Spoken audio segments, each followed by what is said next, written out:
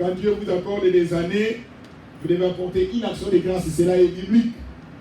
Voilà ce que je peux vous dire par rapport à la parole de Dieu. Merci beaucoup, je ne serai pas long. Nous venons maintenant de commencer. Je crois que nous sommes en train de parler sur être à l'écoute de Dieu. Ça, c'est notre thème que nous sommes en train de partager tous ensemble.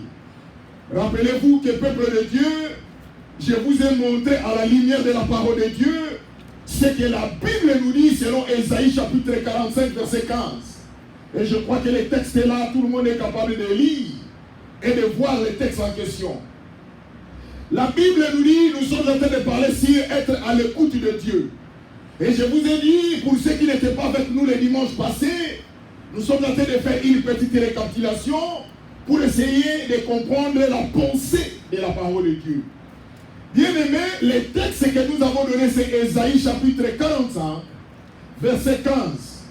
La Bible nous dit, mais tu es un Dieu qui te cache, Dieu d'Israël, sauveur. Peuple de Dieu, je vous ai expliqué à la lumière de la parole de Dieu que signifie le mot Dieu. Je vous ai dit que le mot Dieu veut dire puissant. Le mot Dieu signifie la toute puissance. Et je vous ai expliqué qu'un jour, dans l'histoire de la Bible, les enfants d'Israël étaient en Égypte. Ils étaient des esclaves. Mais un jour, ils pleuraient nuit et jour pour que l'Éternel les délivre. Mais un jour, Dieu va préparer Moïse pour la libération de son peuple. Et je vous ai dit, peuple de Dieu, il y a des fois dans la vie, il y a des souffrances ou des difficultés qui nous arrivent dans la vie. Bien aimé, il ne faut pas seulement dire que c'est le diable. Il ne faut pas seulement dire que c'est l'ennemi. Mais il y a d'autres choses et le Seigneur permet que cela arrive dans ta vie pour la gloire de son nom. C'est pour cela que la Bible nous dit dans Ésaïe chapitre 48, verset 11. Il dit, c'est pour l'amour de moi que je vais agir. Comment mon nom serait-il profané? Je ne donnerai pas ma gloire à un autre. Rappelez-vous encore un jour, Lazare était mort. Il a fait 4 jours dans la tombe. Et la Bible nous dit, ils ont appelé Jésus, parce que Jésus était ami de Lazare. Il dit, ton ami est mort. Mais rappelez-vous que Jésus avait dit, la mort de Lazare, c'est pour la gloire de Dieu. Parce que Jésus savait que Lazare va être ressuscité. Bien aimé, je vous ai parlé que Dieu est le Dieu qui te cache, le Dieu d'Israël sauveur. Bien aimé, si nous prions un Dieu qui se cache, qu'est-ce que cela veut dire? Cela veut dire que nous, notre devoir, c'est de chercher Dieu. Nous, notre devoir, c'est de prier. Voilà pourquoi aujourd'hui les églises, les fidèles ou les chrétiens ne veulent plus prier. Tout le monde sont entrés dans la distraction.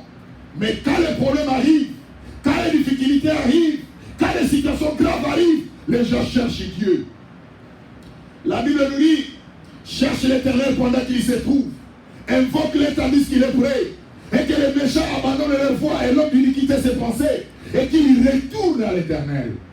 Et il ajoute, mais tu es un Dieu qui te cache, Dieu d'Israël. Et je vous ai expliqué le mot Dieu. Et je vous ai expliqué que Dieu avait fait de Moïse un Dieu. Il a dit à Moïse, je te ferai Dieu devant Pharaon.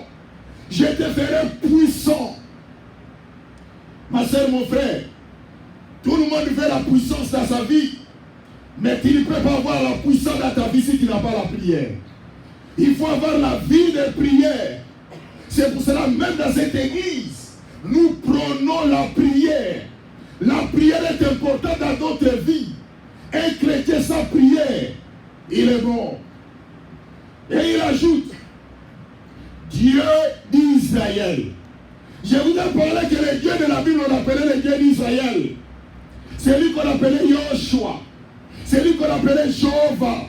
Et même si vous regardez dans la Bible de la Genèse, on a cité le nom de Jéhovah 35 fois dans la Genèse. Et on appelle Yoshua. Et on a cité le nom de Yoshua dans toute la Bible de l'Ancien Testament 6823 fois. On a cité le nom de Yoshua.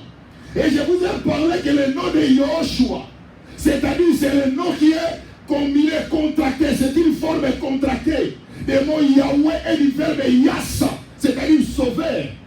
Voilà pourquoi je vais vous enseigner, peuple de Dieu. Un homme, il faut être à l'écoute de Dieu. Dans tout ce que nous faisons, dans tout ce que nous parlons, dans tout ce que nous pensons, nous devons toujours être à l'écoute de Dieu. Mais ce qui est crié, les textes nous parlent dans le verset 15. Il dit enfin, d'abord le texte il dit, mais tu es un Dieu qui te cache. Donc c'est-à-dire, notre devoir c'est d'aller prier Dieu. Notre devoir c'est d'aller chercher Dieu. Maman, cherche Dieu pour tes enfants. Cherche Dieu pour ton mari. Marie, cherche Dieu pour ta femme. Ma soeur, cherche Dieu pour tes parents. Parce qu'un jour, nous allons quitter cette terre qu'on ne vous trompe pas. Vous savez, les diables, il y a des fois, ils nous trompent. Ils nous font voir comme si que nous sommes sur cette terre éternellement. Non, qu'on ne vous trompe pas. Un jour, nous allons quitter cette terre. Et je vous ai dit, la façon dont nous allons quitter cette terre, nous ne savons pas. Comment et quand, c'est le secret réservé à Dieu. Je vous ai parlé hier quand j'étais en prière que je vais vous balancer une vidéo dans notre groupe de WhatsApp de l'église où il y a une femme qui est en train de parler. Et cette femme était malade. Elle est tombée malade de cette situation, de la maladie de coronavirus. Et dans sa vidéo, elle parle en anglais. Elle dit non, je ne suis pas prêt à mourir parce que j'ai les enfants, j'ai mon mari, j'ai tout. Elle parle au lit de l'hôpital. Elle se retrouve dans le lit de l'hôpital. Et dans ses paroles, ce qu'elle a dit, j'ai la confiance que je vais quitter cet hôpital, je vais sortir pour aller rencontrer mes enfants ainsi que mon mari. Et donne conseil aux gens, protégez-vous. Vous savez quoi? Cette femme est morte depuis le mois passé, le 13. Elle est morte à l'âge de 43 ans. Elle a laissé son mari.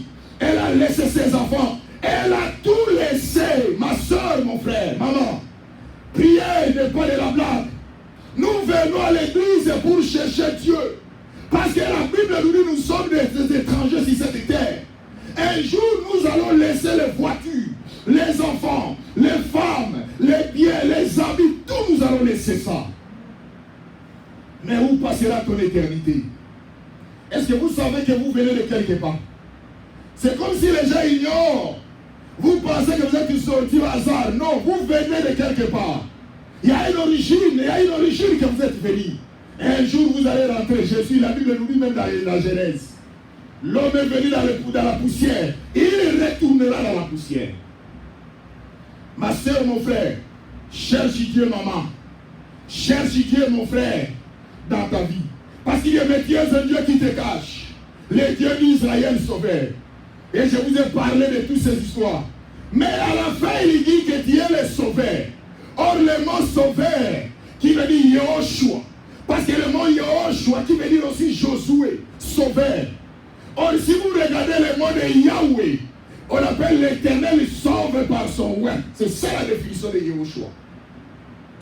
Peuple de Dieu. Et qu'est-ce qu'il dit? Dieu est un Dieu qui te cache. Le Dieu d'Israël sauveur. Et aujourd'hui, je vous ai promis que je vais vous parler un peu du salut. Parce qu'on ne peut pas parler du salut sans parler de la mort et de la résurrection de Jésus. Voilà pourquoi on l'appelle sauveur. Mais il a sauvé qui? C'est pour cela que je vous ai dit, si vous lisez dans la Bible, dans Actes des Apôtres, chapitre 4, verset 12, la Bible nous dit qu'il n'y a aucun autre nom qui nous a été donné parmi lesquels devrait être sauvé, si ce n'est que le nom de Jésus. C'est le nom de Jésus qui peut te sauver. Non le nom d'un pasteur, non le nom de ta femme, ni le nom de ton mari, ni le nom de qui que ce soit qui peut te sauver, ce n'est que le nom de Jésus. Et même les démons n'ont pas peur de toi, mais ils ont peur des noms. C'est le nom de Jésus. Il dit que tu es le Dieu qui te cache. Cherche Dieu, mon frère. Et le Dieu d'Israël sauveur. Regardez dans la Bible maintenant. Dans Matthieu chapitre 26, 27. Je vous ai donné ce texte. Dans Matthieu chapitre 27. Bien-aimés, vous allez voir. Matthieu chapitre 27. Du verset 45. Jusqu'au verset 66. Je vous ai dit que le texte est long. Vous devez aller dans vos maisons pour aller faire des études. Vous devez aller lire. Il y a des choses que je vais parler là-bas. Vous serez surpris. Il y a des gens qui voient Jésus mourir sur la croix.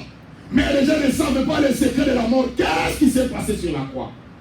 Regardez le texte, nous dit, depuis la 6e heure jusqu'à la 9e heure, il y eut des ténèbres sur toute la terre. Et vers la 9e heure, Jésus cria d'une voix forte, Eli, Eli, lama sabachthani, c'est-à-dire, mon Dieu, pourquoi m'as-tu abandonné? Quelques-uns de ceux qui étaient là, l'ont entendu dire, il appelle Élie. Et aussitôt, l'un des courus prendre une éponge, qui remplit de vinaigre, et l'ayant fixé à un roseau, et il donna à boire. Mais les autres disaient, laisse, voyons, si Élie viendra le sauver.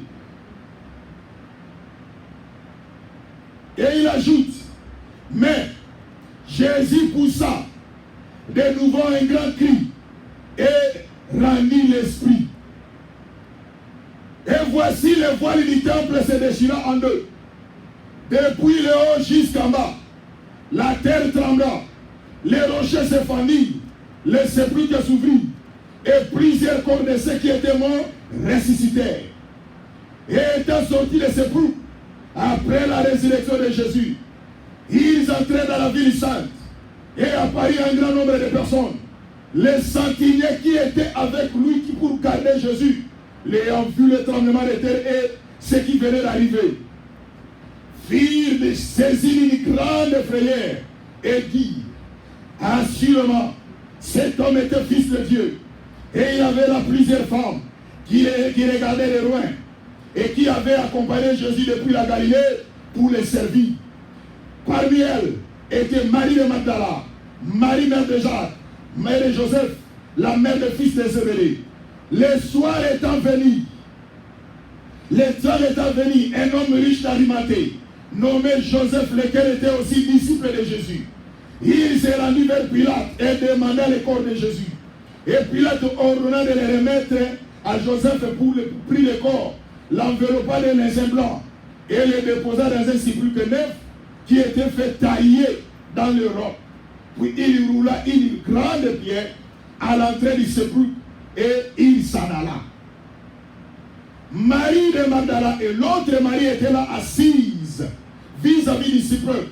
Le lendemain, qui était le jour après la préparation des principaux sacrificateurs, et les pharisiens allèrent ensemble auprès de Pilate et dirent, Seigneur, nous nous souvenons que cet imposteur a dit, quand il vivait encore, après 3 jours, je ressusciterai. Ordonne donc que le sépulcre soit gardé jusqu'au 3e jour, afin que ses disciples ne viennent pas dérober le corps et dire au peuple qu'il est ressuscité le mort. Cette dernière imposture serait plus pire que la première. Pilate leur dit, vous avez une garde, allez garder-les comme vous l'entendez. Et ils s'en allaient et assirèrent du sépulcre au moyen de la garde, après avoir scellé la pierre. Peuple de Dieu, le texte que je vous ai lu est tellement long. Et vous ne connaissez pas les choses qui se cachent ici. Je vous ai parlé que je vais vous parler de 12 points, les choses qui sont ici. Et vous allez découvrir que le salut de la croix, l'œuvre salvatrice de la croix, l'œuvre que Jésus-Christ a faite sur la croix n'était pas vaine. C'est pour cela que la Bible nous dit qu'il a triomphé. Regardez le texte du peuple de Dieu. Ce que la Bible nous dit, ce que nous venons de lire. Bien-aimés, ce qui est vraiment merveilleux, nous allons commencer d'abord avec vous dans le verset 45. C'est là que je vais commencer à vous expliquer. Jésus-Christ, ce qu'on appelle le Sauveur. Il est mort sur la croix. Mais regardez le verset 45, ce qu'il dit. Depuis la 6e heure jusqu'à la 9e heure, il y eut des ténèbres sur toute la terre. Nous descendons. Et vers la 9e heure, Jésus cria d'une voix forte, Eli, Eli, lama sabachthani, c'est-à-dire, mon Dieu, pourquoi m'as-tu abandonné? Quelques-uns qui étaient là, l'ayant entendu dire qu'il appelle Élie, et aussitôt l'un des courus prendre une éponge et qu'il est rempli de vinaigre, et l'ayant fixé à un roseau, et lui donna à boire.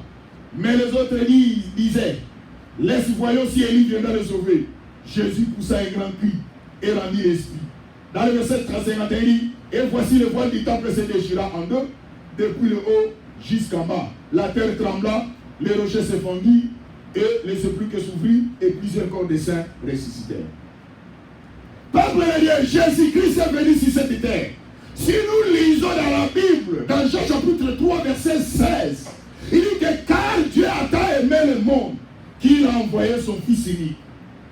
Il n'y a personne qui peut mourir à ta place, maman. Même pas ton mari, même pas ta femme, même pas tes enfants. Personne ne peut mourir à ta place. Mais Jésus, il a accepté de mourir à ta place. Jésus, il a accepté de prendre ta place. C'est pour cela que j'ai toujours l'habitude de dire aux enfants de Dieu, nous ne sommes plus sous la malédiction. Nous ne sommes plus sous la malédiction de ce monde. Parce que Jésus-Christ est mort sur la croix pour nous. Jésus-Christ a donné sa vie pour toi. Mais bien aimé, ce que nous voyons, c'est quoi dans notre texte? Bien aimé, Jésus-Christ, la Bible nous dit, vers le 6e heure à la 9e heure, il y eut des ténèbres pendant 3 heures du temps. Laisse-moi vous dire, aujourd'hui vous allez voir que Jésus-Christ est mort le vendredi. Si vous lisez dans les textes, vous allez voir que Jésus-Christ est mort le vendredi. Et Jésus-Christ est ressuscité le dimanche. Si vous calculez selon le calendrier juif, vous allez voir, et si vous prenez leur calendrier, et vous calculez avec notre calendrier, vous allez voir que Jésus-Christ a fait 2 jours. Mais les gens parlent que Jésus-Christ, il est ressuscité après le 3e jour. Laisse-moi vous dire, parce que dans le calendrier juif, chez nous, nous avons 24 heures.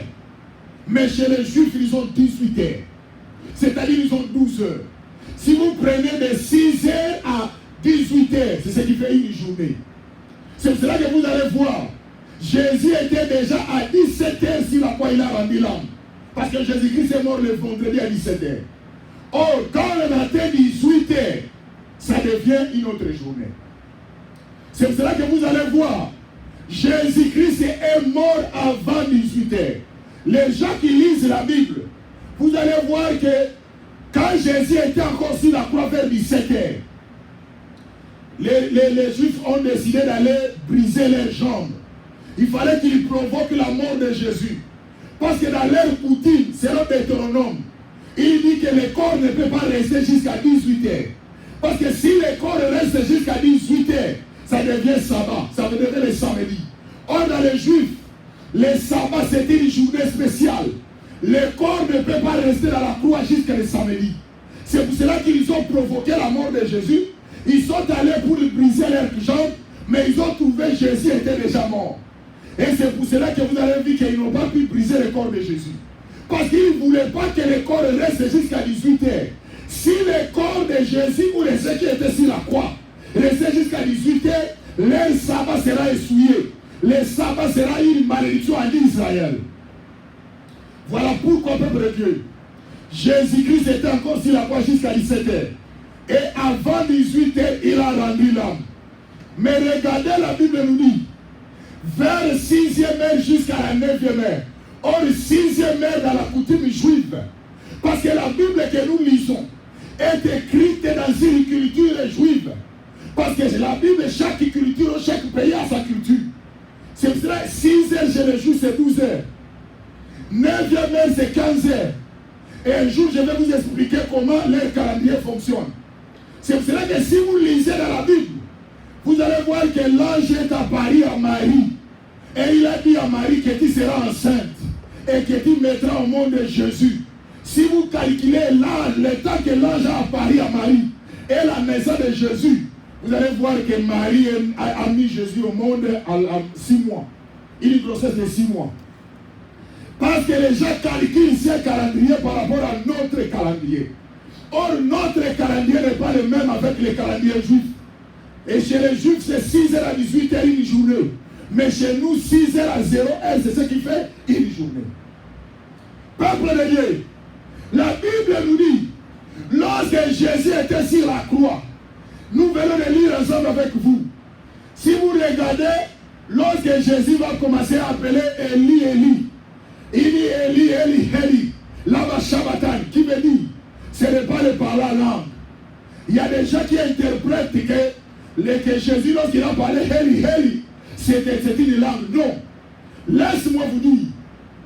La Bible que nous lisons est écrite en 3 langues. Est écrite en hébreu, est écrite en grec, est écrite en araméen. L'hébreu était la langue religieuse. L'araméen était la langue de Jésus, la langue courante. Il parlait l'araméenne. Et le grec était la langue de littérature grecque. C'est-à-dire qu'il lisait les livres par rapport à la langue grecque. Chaque langue a sa signification. Comme Jésus parlait l'araméenne, lorsqu'il était à la croix, il a dit Heli, Heli, qui veut dire mon Dieu, pourquoi m'as-tu abandonné? C'est une tournure araméenne. Jésus a parlé l'araméen. C'est lui qui est la langue. Mais maintenant, pourquoi le Seigneur a dit que Heli, Heli, là-bas, Shabbatai, pourquoi mon Dieu m'a-t-il abandonné? Parce que Jésus était sur la croix pour te sauver, pour me sauver. Il est devenu péché. C'est pour cela, laisse-moi te dire, pour ton salut, il y a quelqu'un qui a porté ta croix. Il y a quelqu'un qui a porté tes fardeaux. Il y a quelqu'un qui a porté ta malédiction. C'est pour cela, en Jésus-Christ, tu n'as plus la malédiction. Tout ce qui pesait sur toi, Jésus l'a apporté. Voilà pourquoi, ma soeur, le salut de la croix est une assurance pour toi. Maman, nous sommes fiers lorsque nous avons Jésus. Papa, nous sommes fiers parce que nous avons celui qui a apporté ta croix. Sur cette terre, personne ne peut accepter ta souffrance. Vous tous, vous êtes témoins. Vous savez même là où nous travaillons. Si lorsque ton projet travaille, toi tu croises les bras, il va aller dire à ton superviseur, on va te mettre à la porte pour te dire, personne n'est prêt à te servir. Tout le monde doit faire l'effort pour faire réussir ta vie. Mais il y a quelqu'un qu'on appelle Jésus. Il était sur la croix. Il était devenu péché. C'est pour cela que si vous lisez l'Ancien Testament, la Bible dit Dieu, même dans le Nouveau Testament, dans Jean chapitre 9, verset 31, Dieu n'exauce point le péché. Mais si quelqu'un l'honore et fait sa volonté, c'est celui-là qui l'exauce. Ma sœur, lorsque vous marchez dans le péché, Dieu n'est pas avec vous. Même si vous voyez dans une église, un pasteur qui vit dans le péché, qui marche dans la fornication, il prie Dieu, les miracles se font. Il faut mettre les doutes. Parce que Dieu ne marche pas dans la confusion. Dieu ne se contredit jamais. La Bible dit Dieu est le péché. Dieu n'aime pas le péché. Peuple de Dieu, Jésus va commencer à prier. Il dit Heli, Heli. Heli, Heli veut dire en araméen, mon Dieu, pourquoi m'as-tu abandonné? Ce qui est crié, pourquoi Dieu va l'abandonner? Dieu c'est son Père. Mais il a abandonné à cause de toi, à cause de moi. Nous qui étions des pécheurs, la Bible dit selon Isaïe, les condamnations qui étaient sur nous est tombée sur la personne de Jésus. Ma sœur, soyez dans la joie, maman. Il y a quelqu'un qui a donné sa vie pour toi. Il y a quelqu'un qui a donné sa vie pour toi. Il est mort à ta place. C'est toi qui devais se rendre à la croix. C'est toi qui devais mourir. Mais Jésus a accepté ta place. C'est pour cela qu'on l'appelle sauveur. C'est lui qui t'a sauvé. C'est pour cela la Bible nous dit, c'est lui qui a le Christ à la vie. C'est lui qui a le Fils à la vie. Mais celui qui n'a pas le Fils n'a pas la vie. Quelle vie que la Bible nous parle? C'est la vie éternelle. Bien-aimé, tu peux avoir la vie éternelle dans ta vie lorsque tu acceptes Jésus-Christ dans ta vie comme Seigneur et Sauveur. C'est simple. Maman, accepter Jésus comme Seigneur et Sauveur, c'est facile. Combien de fois je vous ai parlé ici? Le mystère de la croix. Le mystère de la croix. Et je vous ai dit, l'église, vous devez marcher dans la crainte de Dieu. Je vous ai dit, la crainte de Dieu n'est pas difficile. C'est simple. Je vous ai dit que c'est la croix. Il y a la croix, il y a un poteau qui est vertical. Chaque jour, quand tu te réveilles, cherche à être en bonne relation avec ton Dieu. Et il y a une autre croix qui est verticale, horizontale. Chercher à être en bonne relation avec ton prochain. C'est ça la vie de tous les jours. Lorsque tu te réveilles, regarde-toi. Dis, est-ce que je suis en bon terme avec Dieu? Yes.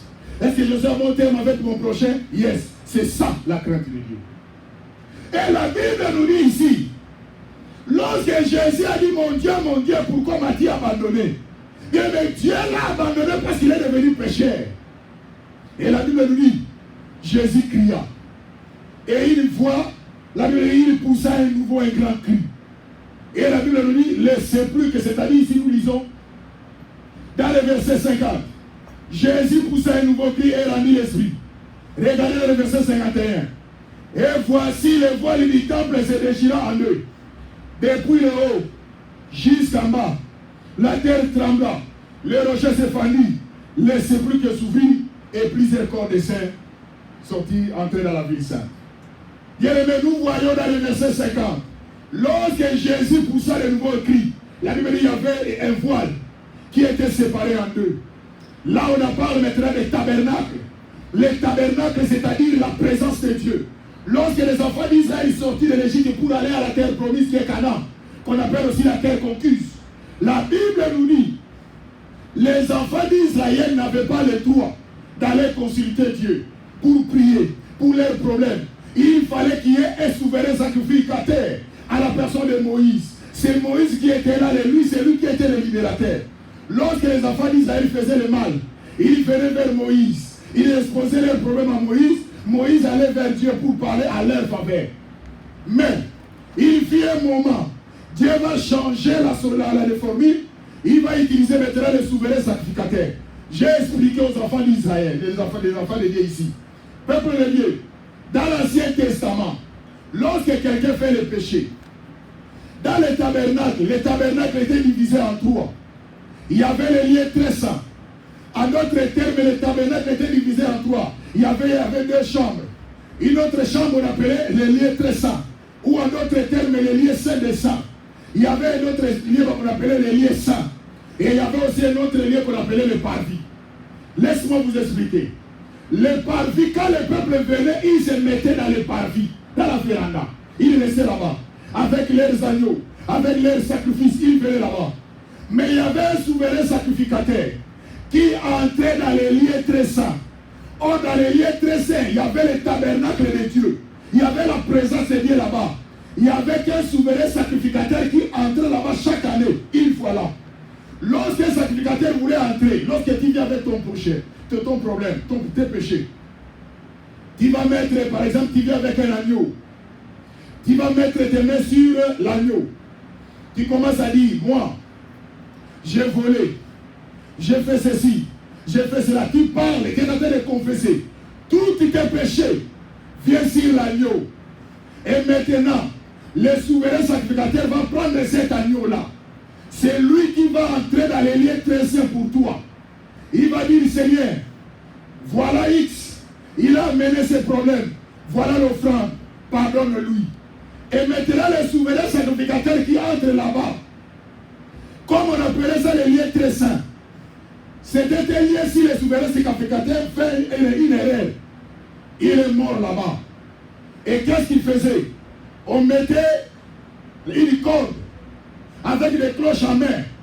Quand le sacrificateur entre dans les lieux très saints, quand il fait des sacrifices, quand il fait des cérémonies plutôt, tout le monde entend la voix des souverains sacrificateurs qu'il est vivant. S'il fait l'erreur là-bas, Dieu le frappe à mort à partir de là. Si notre personne ose l'entrer pour aller le faire sortir, lui aussi il le fait mourir, Dieu le fait frapper de mort. Si notre personne ose aussi aller chercher la solution à d'autres qui sont morts là-bas, lui aussi il meurt. C'est comme ça qu'ils ont changé le système. Ils ont dit quand un souverain sacrificateur entre là-bas, avec cette corde, quand il est mort, au lieu que les gens entrent là-bas pour continuer à mourir, nous avons la facilité de les tirer par cette corde pour qu'ils sortent afin que nous puissions aller l'enterrer. Parce que la présence de Dieu, c'est une présence dévorante. C'est une présence qu'on ne fait pas de blagues. Mais bien aimé, tous ces sacrifices se faisaient dans l'Ancien Testament. Mais quand Jésus-Christ est venu, c'est pour cela que vous allez lire dans Jean 1:29. Il dit, voici l'agneau de Dieu qui ôte le péché du monde. Jésus s'est pris la place de l'agneau. Et il a aussi pris la place directement des souverains sacrificateurs. C'est pour cela que vous voyez dans le texte, dans le verset 51. La Bible nous dit, lorsque Jésus a poussé un grand cri, les voiles du temple, c'est-à-dire les voiles qui séparaient les lieux très saints et les lieux saints, étaient brisés. Les voiles qui séparaient, qui donnaient que l'accès à un souverain sacrificateur d'entrée. Maintenant, nous n'avons plus besoin d'un souverain sacrificateur. Lorsque tu as un problème, maintenant, maman, dans ta chambre, dans ta place, n'importe où, tu invoques Dieu. Dieu peut te répondre, Dieu peut t'écouter et Dieu peut agir. Parce que Jésus-Christ, il a donné sa vie. Jésus-Christ a déjà tout aboli. Il a aboli tous les systèmes anciens. C'est maintenant Jésus a pris ta place. C'est lui qu'on appelle le sauveur. Voilà pourquoi les démons ne peuvent pas résister devant toi. La maladie ne peut pas résister devant toi. La malédiction ne peut pas résister devant toi. Parce que c'est lui qu'on appelle l'agneau de Dieu. Il a donné sa vie. C'est lui qu'on appelle le Saint-Esprit. C'est lui qu'on appelle le remplaçant. C'est lui qui a pris ta place. Voilà pourquoi il cria d'une voix forte. Les voiles se séparent. Maman, je vais dire à quelqu'un, tu n'as plus les condamnations de ta famille. Si dans ta famille les gens ont échoué, ce sont eux. Mais toi, tu n'échoueras jamais. S'il y a des autres dans ta famille, ils ne peuvent plus arriver. Là où personne ne peut arriver. Mais toi, tu arriveras. Parce qu'il y a quelqu'un qui a donné sa vie. On l'appelle l'agneau de Dieu. On l'appelle Yahushua Mashiach. On l'appelle Jésus-Christ de Nazareth. C'est lui qui change les situations. C'est lui qui amène l'impossible. Il amène ça dans la possibilité. Amen. Ma soeur, c'est le temps est arrivé de comprendre le mystère de la croix. C'est là la Bible nous dit la mort de la croix. La réalité de la croix, c'est une folie pour les autres. Mais c'est une réalité pour nous. Voilà pourquoi nous sommes fiers. Voilà pourquoi nous avons l'amabilité d'élever Jésus dans notre vie. Bien-aimé, je suis fier d'être chrétien. Je n'ai pas honte de dire aux gens que je sers Dieu. Parce qu'il y a que le seul Jésus qui m'a sauvé. Même ma femme ne m'a pas sauvé. Même mes parents ne m'ont pas sauvé. Même ma femme court. Or, la Bible nous dit, ta mère et ton père peut t'abandonner. Mais l'Éternel te recueillera. Même ceux-là que tu appelles mes amis, dans la souffrance, dans les difficultés, il peut t'abandonner. Mais Jésus ne t'abandonnera jamais. Même ta femme peut t'abandonner. Même tes enfants peuvent t'abandonner. Mais Jésus ne t'abandonnera jamais. Peuple de Dieu, nous sommes en train de continuer. Je me limite ici. Tu as compris la mort de Jésus sur la croix. Pourquoi on l'appelle sauveur? Premièrement, il a aboli, il a brisé l'accès qui faisait que pour entrer à l'élément très saint, il fallait qu'il y ait un souverain sacrificateur. Jésus a dit non, niet. Plus question de souverain sacrificateur. Maintenant tu veux entrer à la présence de Dieu, agenouille-toi. N'importe où, là où tu as des problèmes, n'aie pas honte, n'aie pas peur. Invoque Dieu, Dieu te répondra. Nous allons fermer nos yeux et nous allons prier. Le Dieu de la Bible, le Dieu de la Bible, il est merveilleux. Bien-aimé, cherche Dieu dans ta vie. La Bible nous dit invoque-le tandis qu'il est prêt. Et que les méchants abandonnent leur voie et l'homme dit quitter ses péchés. Qu'il retourne à l'Éternel, qui aura pitié de lui. Peuple de Dieu, maman, tu as entendu ce que la Bible nous dit. Tu as vu ce que la Bible nous révèle. Prie ton Dieu, parle-lui. Dis Seigneur, j'ai écouté, j'ai compris aujourd'hui. Jésus qu'on appelle sauveur, il a fait l'œuvre de la croix. L'œuvre salvatrice de la croix, c'était pour moi. Voilà pourquoi, Seigneur, je vais suivre Jésus. Je vais suivre le Seigneur dans ma vie, dans le nom de Jésus pour le Seigneur. Alléluia. Bien-aimé, prie. Prie ce Dieu-là. Prie ce Seigneur. Tu as besoin de lui. Tu as besoin du Seigneur dans ta vie. Il n'y a que lui. Il n'y a que lui le Seigneur de gloire. Il n'y a que lui notre Dieu. Tu as besoin du Seigneur dans ta vie. Tu as besoin de vivre sa main. Oh, nous avons besoin de toi, Seigneur. Nous avons besoin de toi, Papa. Nous avons besoin de toi, Elohim. Nous avons besoin de toi, Jésus. Oh, Seigneur, manifeste-toi. Yahweh, nous avons écouté ta parole. Il n'y a que toi, Seigneur. Il n'y a que toi, Jésus. Il n'y a que toi, notre Dieu. Yahweh, j'ai compris la mort de la croix.